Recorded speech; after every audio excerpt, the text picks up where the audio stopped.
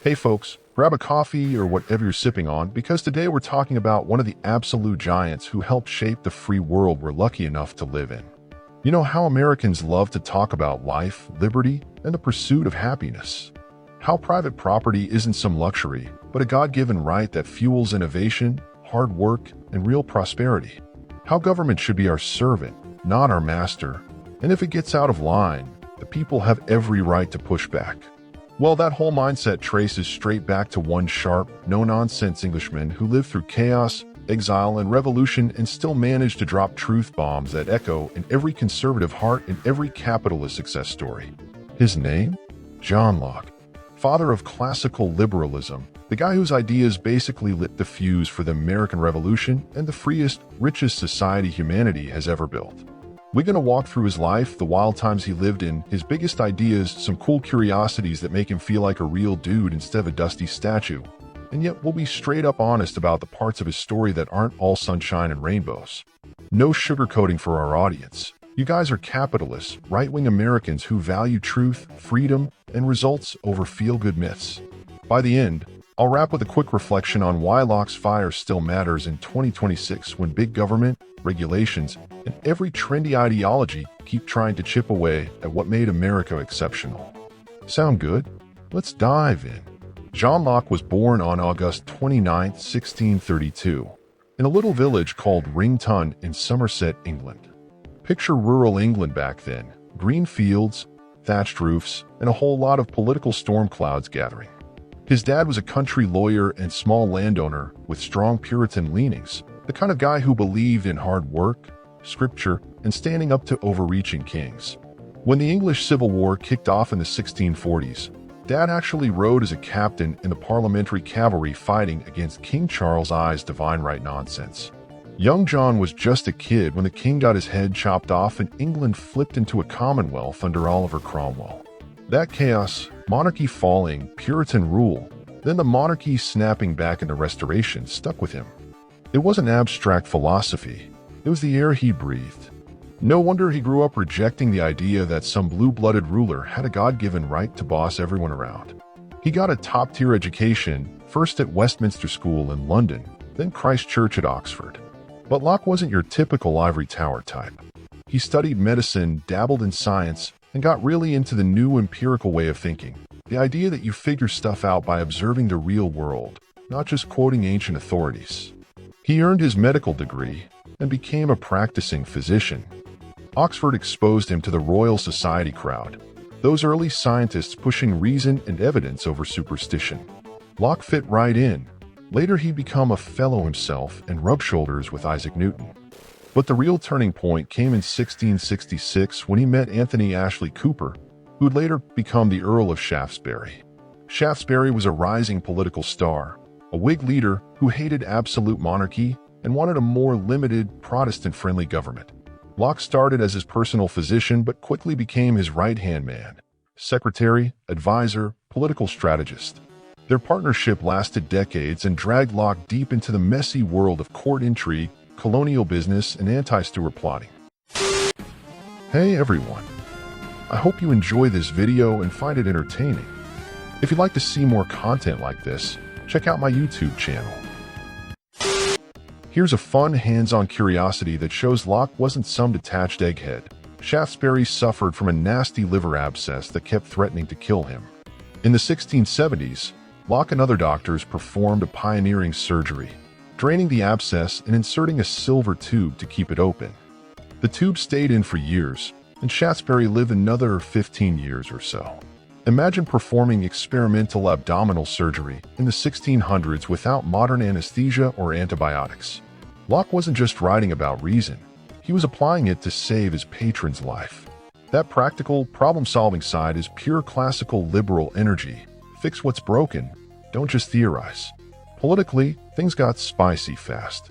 Shaftesbury and the Whigs were pushing the exclusion crisis in the late 1670s, trying to bar the Catholic Duke of York, future James II, from the throne because they feared Catholic absolutism.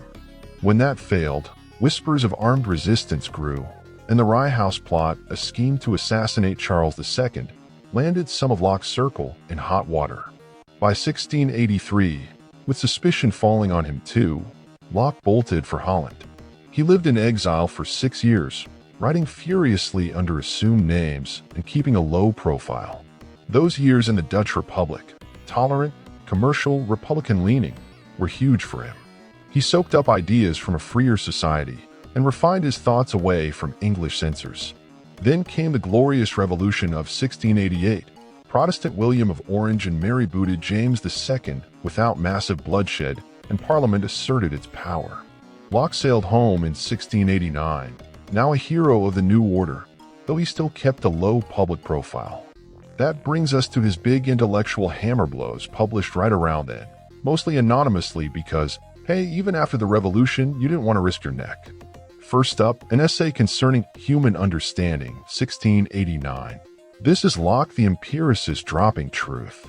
He argued the human mind starts as a tabula rasa, a blank slate, or as he wrote, let us then suppose the mind to be, as we say, white paper, void of all characters, totally empty at birth.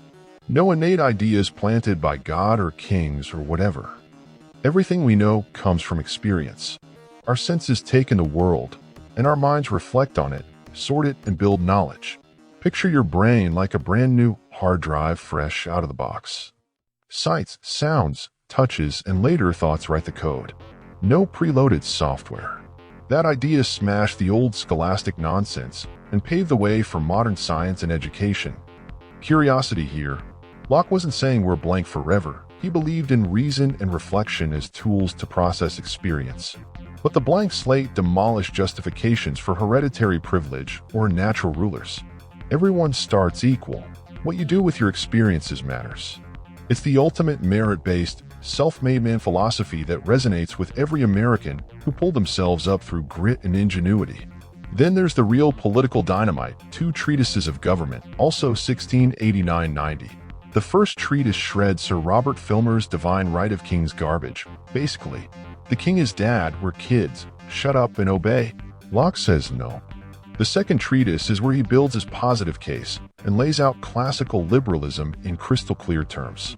Start with the state of nature. Before government, humans are free and equal under natural law, which he ties to God's reason.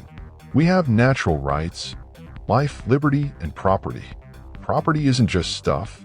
It's what you create by mixing your labor with the world around you. You own yourself, so you own the fruits of your effort. That labor theory of property is straight-up capitalist rocket fuel. Work the land, build the business, keep what you earn. No king or collective gets to steal it without your consent. Government. It's a social contract, a trust we enter voluntarily to better protect those rights. We consent to limited power, legislative, executive, maybe judicial, so rulers can enforce laws, punish violators, and defend against foreign threats. But if the government breaks the trust, taxes you to death, seizes property, turns tyrannical, boom, the people have the right to revolt and start over. Locke was clear. Revolution isn't chaos. It's restoring the natural order when rulers forget their servants. He also pushed separation of powers, influencing later thinkers, and religious toleration in his letter concerning toleration, 1689. Faith is personal. The state has no business forcing souls. Churches are voluntary clubs. Live and let live, unless your religion demands loyalty to a foreign power like the Pope or denies morality altogether. Atheists, in his view, lacked a foundation for oaths and contracts. Straight talk for our audience. Locke wasn't a modern progressive. He had limits rooted in his Christian worldview and practical concerns about stability. That honesty makes him more relatable, not less. He wasn't Don. In some thoughts concerning education, 1693, Locke stressed raising kids with virtue, self-discipline, and practical skills, not rote memorization or beatings. Treat them like rational beings early. Another curiosity, Locke never married, lived quietly with friends like Damaris Massam in his later years, and suffered from asthma that finally took him in 1704 at age 72. His epitaph is humble. He wanted to be remembered as a scholar who served truth. He died peacefully while his hostess read psalms to him. Now, the part that hits home for every red-blooded American. Locke's fingerprints are all over our founding. Thomas Jefferson basically paraphrased him in the Declaration of Independence. Life, liberty, and the pursuit of happiness. That's Locke's life, liberty, and property. Jefferson swapped property for pursuit of happiness to broaden the appeal, but the DNA is identical. The founders, Madison, Hamilton, the whole crew, cited Locke constantly. Limited government, consent of the governed, natural rights, right to throw off tyrants. That's the U.S. Constitution and Bill of Rights in a nutshell. Without Locke, no American experiment. His ideas prove that free people, secure in their property and rights, build wealth, invent, and thrive like no command and control system ever could. Classical liberalism isn't some European import. It's the philosophical engine of American capitalism and exceptionalism.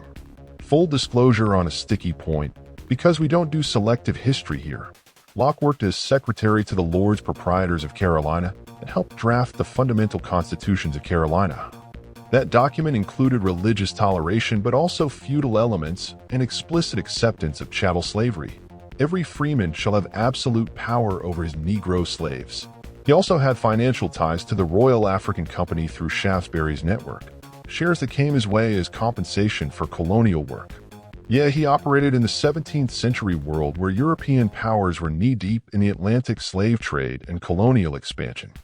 He wasn't personally whipping people on plantations, but he wasn't an abolitionist either. Context matters. Slavery existed across cultures for millennia, and Locke's own writings emphasized natural rights for all humans under God. Later, those very rights became the moral hammer that abolitionists, and eventually America itself, used to end the evil. His inconsistencies don't cancel the power of his core principles. They remind us humans are flawed, but good ideas outlive their creators and smash the chains anyway. So, what's the takeaway, my friends? Locke's life and work scream that liberty isn't a gift from government. It's our birthright, protected by limited, accountable power. In an era when Washington tries to micromanage your business, your speech, your wallet, and even your kids' minds, his message is pure adrenaline. You own yourself and the fruits of your labor. Government exists to secure that, not to redistribute it or tell you how to live. Property rights drive the innovation and prosperity that lifted billions out of poverty. Consent and the right to push back keep tyranny in check. Classical liberalism built the West's greatness: free markets, individual responsibility, skepticism of centralized power. Today's conservatives and capitalists are its natural heirs, fighting the same battles Locke fought against divine right absolutism.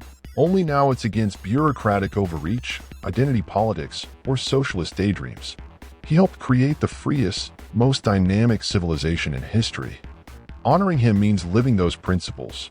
Work hard, defend what's yours, hold power accountable, and never apologize for wanting a government that serves free people instead of the other way around. Locke didn't just write philosophy, he armed us with the intellectual tools to keep the American dream alive. Let's use them. What do you think? Ready to channel a little Locke in your own life? Drop a comment, like, subscribe, and I'll see you next time. Stay free out there. That's all for today. I hope you enjoyed the video. If you did, please consider subscribing, leaving a like, and dropping a comment below. And if you'd like to support the channel even further, you can follow me on TikTok and Instagram for more content like this, and you can find my other social media in the description below. See you in the next video.